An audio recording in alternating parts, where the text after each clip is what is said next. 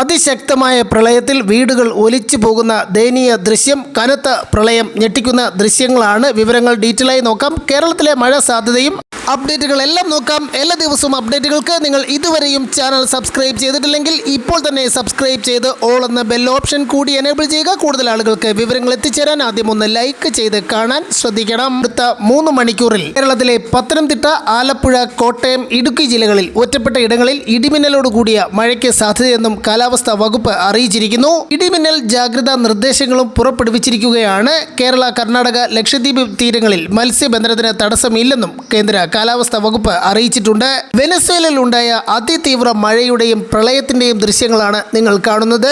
നൂറുകണക്കിന് വാഹനങ്ങൾ ഒലിച്ചുപോയി, നിരവധി വീടുകൾ ഒലിച്ചുപോയി, വലിയ നാശനഷ്ടം സംഭവിച്ചു. ആയിരക്കണക്കിന് ആളുകൾ ദുരിതാശ്വാസ ക്യാമ്പുകളിലാണ്.